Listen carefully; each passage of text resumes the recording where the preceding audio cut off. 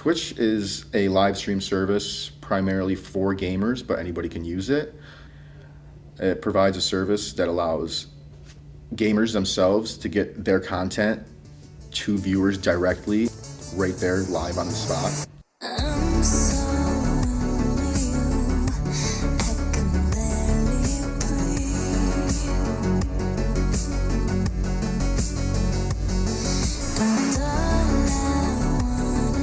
Twitch has been around for years, before it was Justin TV, and they came up with this concept that nobody thought was big. But we have to keep in mind is in Korea, they had channels dedicated to StarCraft, right? So they would cover StarCraft as an esport, and that is what kind of molded the idea for Twitch, in my opinion. And nobody knew where it was going to go. I think that people want to get better at video games, so they watch how other people play.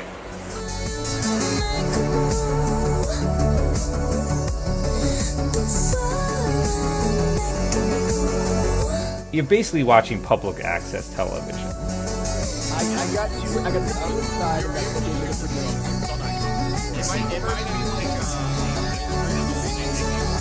Also want to interact with this person who's now a celebrity, I guess you could say it.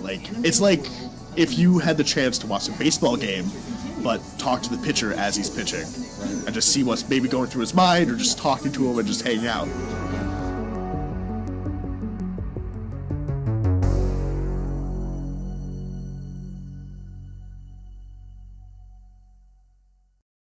My name is Jordan.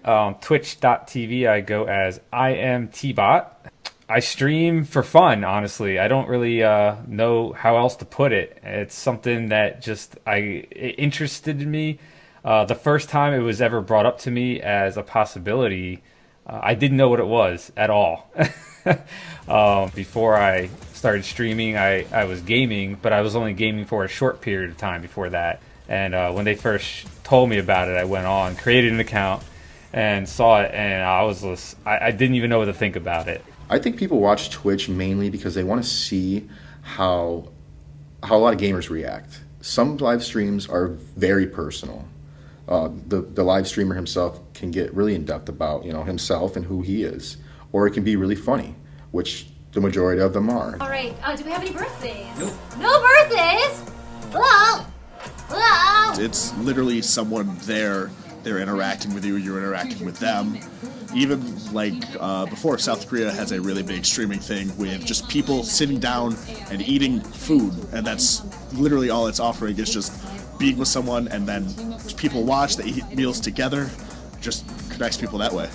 I get to see how a game is played before it comes out, before it's even released even, like the new Call of Duty game. I get to see what other gamers who got the game early, what they think about it. I get to ask them questions in real time and just get their overall opinion on it, see if it's worth my money in general.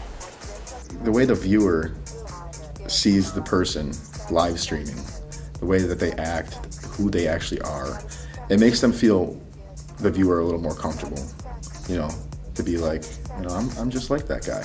I think it's the interaction that hooks you. It's the fact that people come to your stream and they stay and watch. That amazes. It amazed me the first time it happened.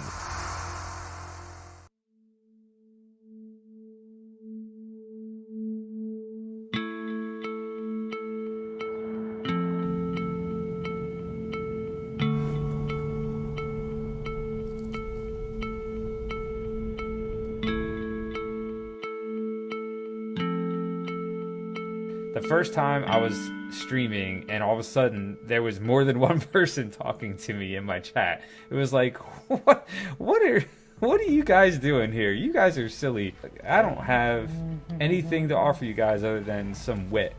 And apparently that was enough, because a couple of them still watch me even to this day.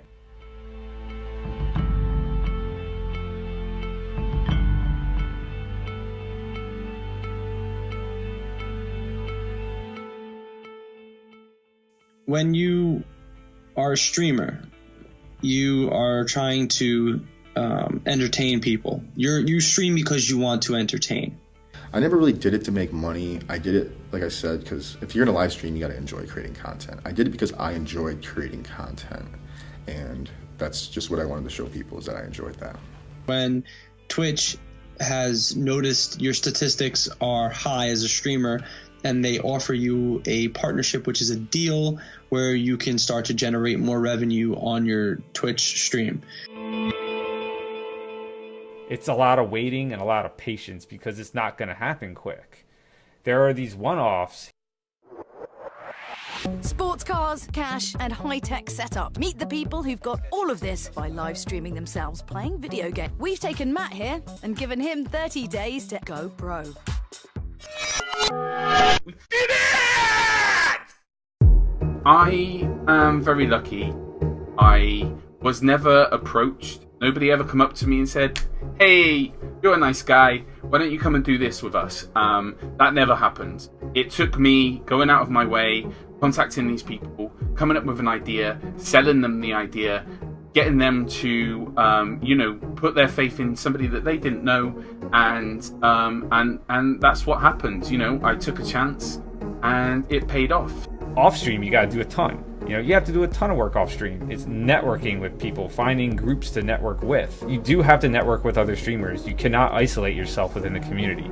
You have to talk to everyone and be friends with everyone. Streamers are making their source of income through subscriptions and being a partner. Now that's big.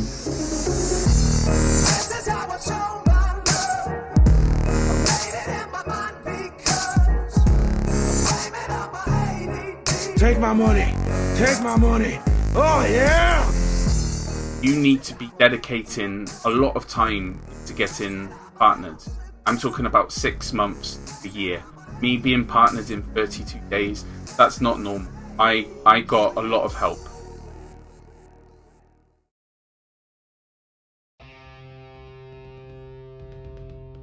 Oh, absolutely, yeah. People come in, they say, "Hey, I want to see this. I saw this game on Twitch. I want to play it. What is it?" And we're like, "Hey, what game is it?" And they start describing. We're like, "Oh yeah, absolutely, that one. Yeah, that's great, awesome."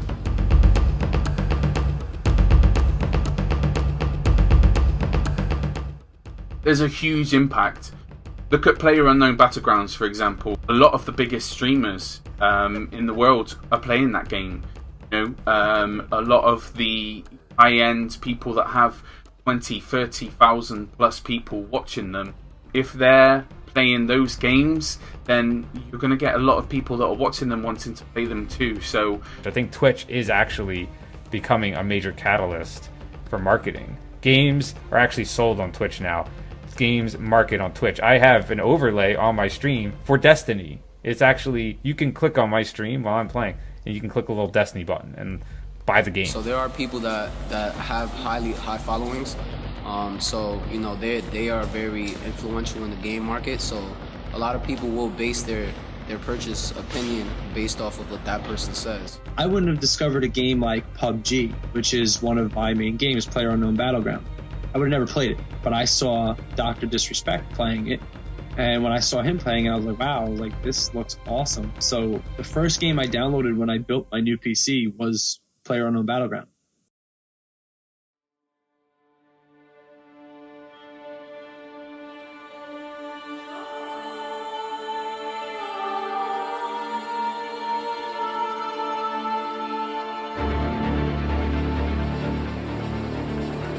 All right, so back on track.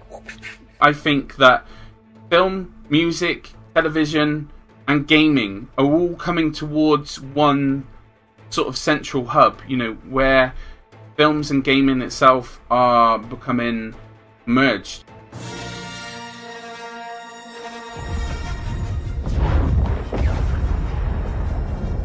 You look at a lot of games and the campaign is very much like a film. Traditional media, you have shows that run for years, such as a Grey's Anatomy. That's a bigger show. Everybody knows it, right? Who's watching? Who's the fan base? I don't know. I know people who watch it. The actors, they don't know. They don't care, right? So when you look at something like Netflix, it's great service, but how much better would it be if I can chat with people while watching? So if I'm on Netflix and I'm watching it and I'm watching Stranger Things. It came out today. So I'm watching Stranger Things 2, and I'm watching episode 1. Why can't I talk to everybody who's watching episode 1 together? It's because it's social media, then there's YouTube, and then there's Twitch.